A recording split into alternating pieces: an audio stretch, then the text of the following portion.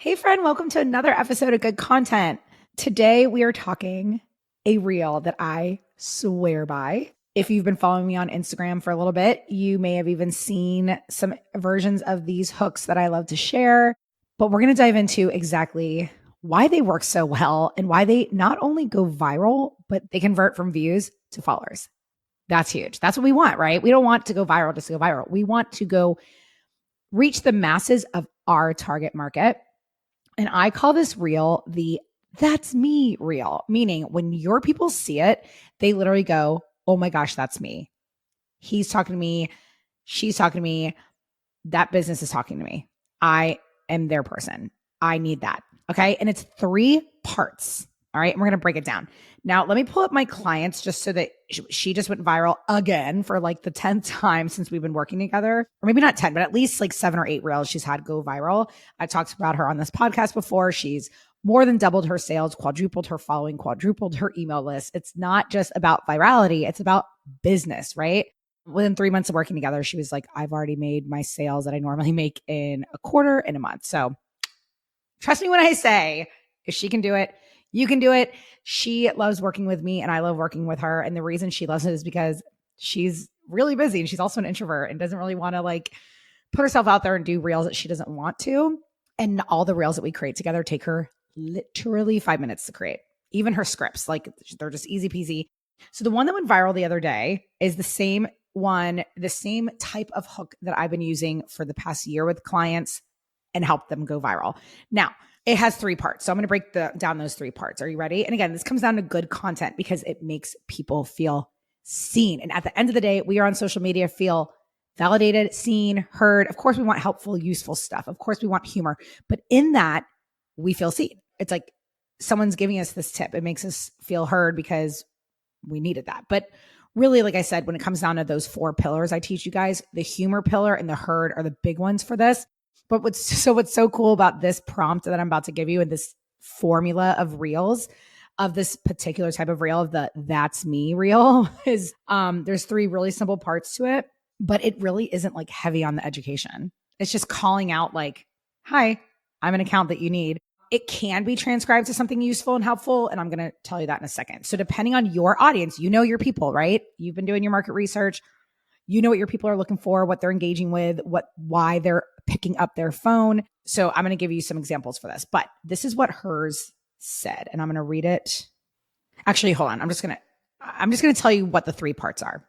So at the top of her reel, it shout outs her exact person. She is in the coaching space. A lot of the people she works with are introverts. She's an introvert. While working with her, once we realized this, I was like, well, let's call out introverts. She also has a lot of people who follow her who have ADHD. So again, while she doesn't only serve one type of person, we know what to shout out to get her people that don't know her yet, her target market, to see her account and feel like, oh, she's talking to me. Okay, let me read this first.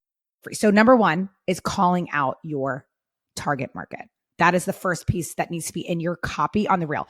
Now, these reels, these "that's me" reels can be any B-roll, or if you're talking about something that you're selling in the video or showing them a recipe or a piece of clothing or a piece of art, make sure that's in the video. Okay. You'll see what I mean. So again, the 3 parts, we're going to go through them one by one. Part 1, call them out. For me, that's saying small business owners. If I, on TikTok, I talk a lot to people in my field. So me saying social media managers, social media marketers, they go, oh, that's for me. That's me. Right. So first things first, number 1, call out your person. Are you a blogger who shares recipes for busy moms? Call it out. Moms of 3, right? You're allowed to get specific. What do we talk about on this podcast? A lot, specificity. Another big one is just calling out like age groups, types of people, certain niche, right? Got it? You know your person, you know what to say. Number 2, and I'll show you exactly what this sounds like once we're done. Number 2 is to mention something they're familiar with. This is the key. It's really easy to be like business owners, realtors, mid-sized moms, toddler moms, introverts, ADHDers, right? That's easy. We know what to call our people. The tricky part is this one. And this is where I want you to maybe make this an exercise. This is your homework. Words that they are familiar with and attached to. This could be a number of things. It could be location. So if you're in real estate or you're local, you're brick and mortar, the city and state, the town. What do you call the people in your area? If you're in Jersey, mention the shore. If you're in DC, Washingtonians, right? Like, what do they call themselves? Or the actual, just call out the city state. Okay. Another way to do it is brands they already know. Okay. This is Target, Amazon, Tonic Shop, right? Like if you're in the web design, et cetera, like most people know Tonic Shop, they know Flowdesk, they know Dubsado. Okay. Think of brands that your people are familiar with. For me, that's Instagram.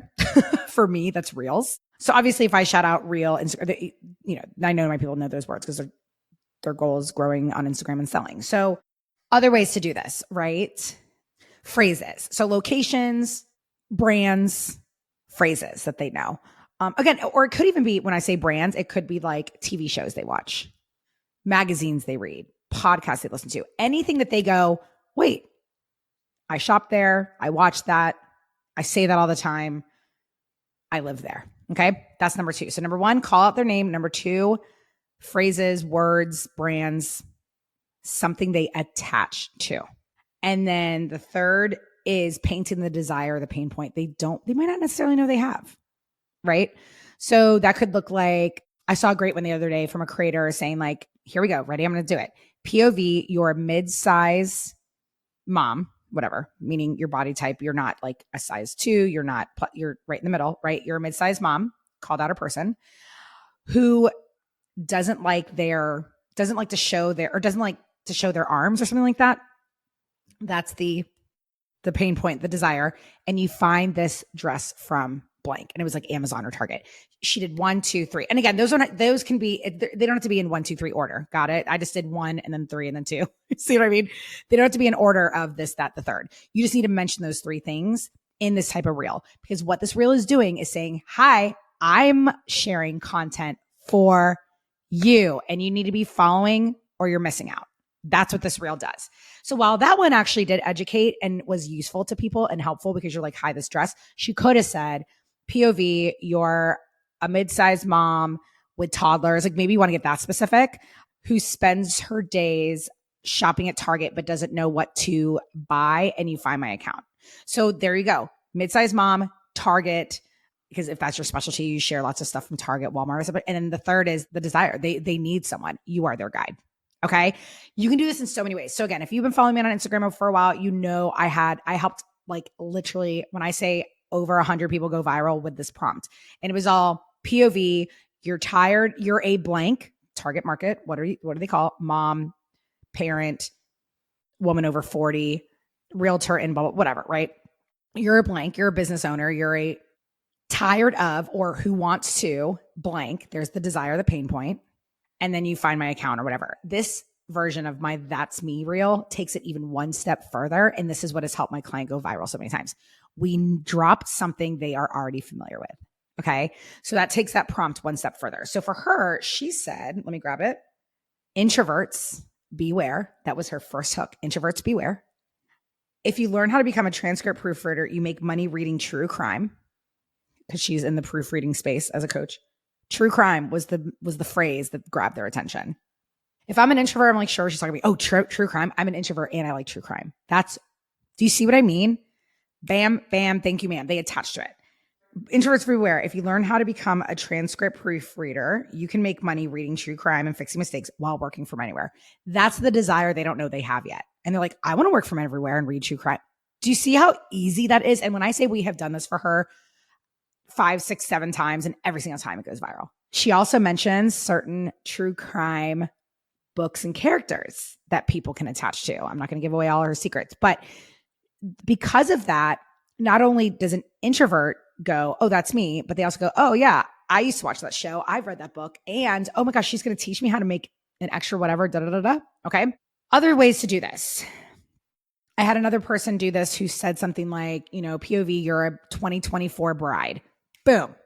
Right? Didn't just say bride. Didn't just say soon to be bride, said 2024 bride. So when you are calling out your person, start really specific. So another way to do this, you're a 2024 bride who wants, what's the desire? Who wants their wedding to look like Nicole Richie. Do you see what I mean? Like call out the phrases, the brands, the celebrities that they already are attaching to, but you're doing it on a budget and you find my account.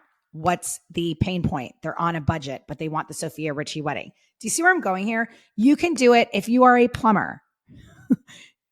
POV, you live in blank. You don't even have to start out POV. I'm just doing that because it's the easiest way to make these. All right, so let's again, you can do this for anyone. If you're a plumber, you could obviously mention the city, state.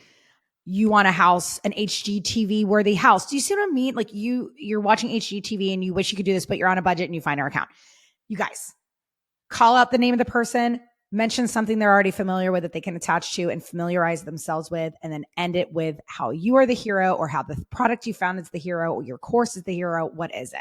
So there you go. That's me reel. It goes viral every single time for my clients. And now because I have that one client who keeps going viral with these prompts, I then remix them a bit and give them to my Reels Lab students. And in the show notes, there is a freebie in there for you to grab if you want to have some fun with these. But I'm telling you guys, good content doesn't always mean educate, right? If it's helpful, it's useful, it makes them feel seen, heard. That's what it is. It resonates. Good content resonates with not everyone, or if you really want to appeal to everyone, that's impossible though, to your people. So there you go.